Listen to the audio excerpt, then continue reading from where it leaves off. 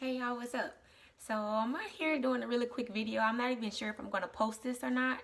I'm cleaning, so ignore all of that. I'm in my kitchen. But I filmed a keto video, well, a live video for my Facebook this morning. It's about 5 ways why you're not losing weight. So if you are not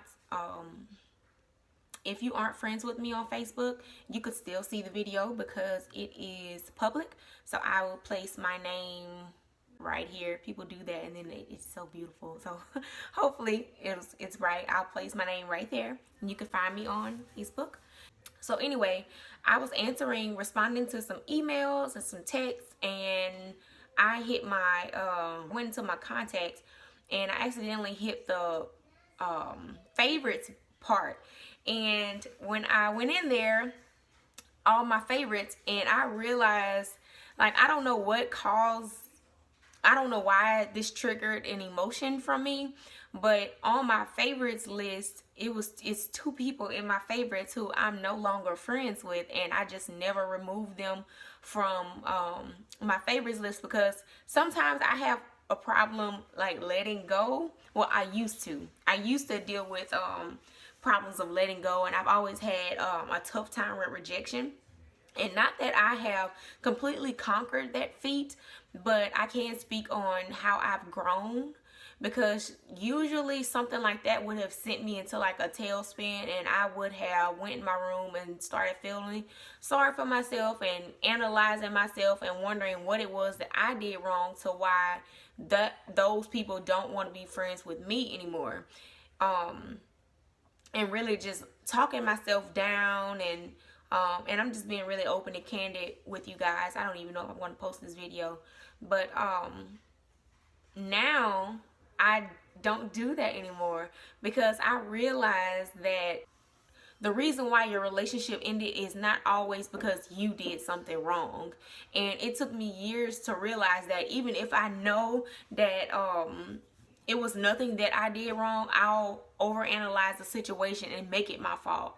So I don't know. I really haven't dealt with issues of like rejection in, it hasn't been a long time, but I guess in the past couple days I haven't really dealt with those issues. But when I tell you, when I did that and I saw those 2 friends in there who I am no longer friends with, I don't know, it hit me, like those feelings of rejection just hit me. And now, like, how I deal with that, I just realized that I am a good person. I'm a really good person. I'm not perfect.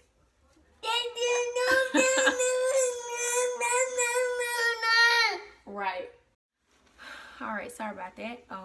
I had to go mom, and I lost some sunlight, so hopefully you guys can still see me well. I know I was talking about, I think I was talking about ways that I deal with rejection, and I think I was saying that you have to realize that it's not always you. It's not always about you. It's not always your fault. Even though, you know, you do have a part to play in relationships, but it's not always your fault of why somebody feels the way that they feel about you. Which brings me to my next point of, it's not your business of how somebody feels about you. You cannot control how someone else takes you or how somebody else feels about you. When you're talking about feelings, no one can make you feel a certain way. People can do things to cause you to feel a certain way, but nobody can make you feel that way. And like, nobody can, you can't make someone see you or feel about you the way that you want them to. People do that on their own. Looking to say, if somebody doesn't like you, and you don't know why, or you know, you just can't get along with a person and you really don't know why, it's really not just cause, you can't control about what people feel about you. There's so many stereotypes and preconceived notions that people have about you to begin with before you even jump in the game. So you can't allow that to make you feel rejected because you don't have control over that. I hope that makes sense. I hope I'm not talking in circles. And sometimes you have to realize that relationships aren't for forever, you know, like on TV when you see relationships with people that have been kids and then they like grow old together and stuff. Some relationships that you'll find that are like that, and if you do have, at least if you have one person in your life like that, then you really are like a blessed person. But sometimes people, and I know you've heard that in like movies and stuff, but sometimes people can be seasonal, you know. People can come into your life and be good people. Be that just because a person's not in your life anymore doesn't mean that they're a bad person.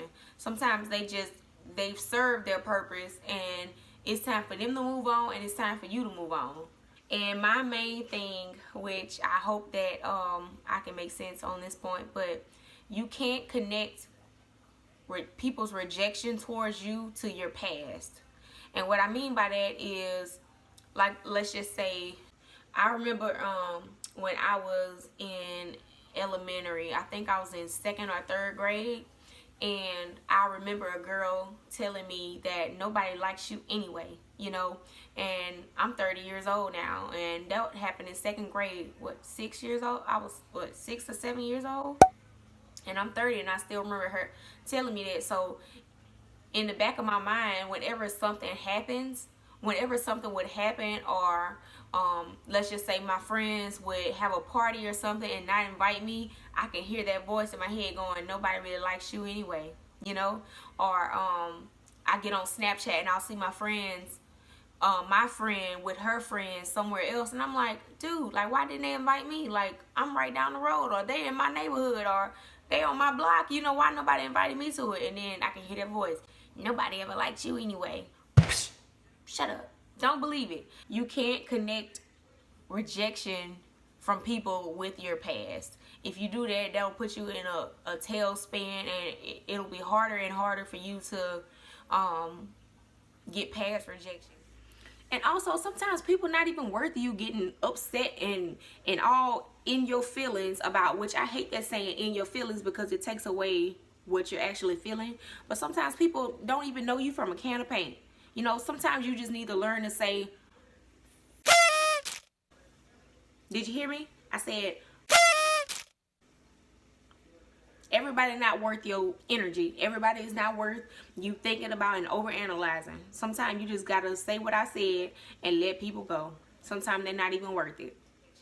So always remember those few things, and I hope this made sense. I didn't really draw this video out or anything like that. I was just speaking from moved by earlier events that made me want to make this video. So I know it's not really structured, and I hope I made sense in the video, but yeah, I hope this helps anybody that's out there dealing with rejection, because I definitely deal with rejection, and I'm not quite there yet to where I can just deal with it, because rejection is a thing that you're going to deal with for your whole life, you know. And all you can really do is just know how to cope and know how to get through it and know what's real rejection and what's not. And we just had a mutual understanding that, you know, you go your way and I'll go mine. So people, like I said, people don't have to be bad people for you not to talk to them anymore. Sometimes people are just phases, you know. Sometimes people come and teach you something, and then they move on, you know. You're not always going to fit into somebody's life, and somebody's not always going to fit into your life. People grow, people change, and that's fine. That's okay. You have to be okay with that. You have to be okay with you. There's nothing wrong with you.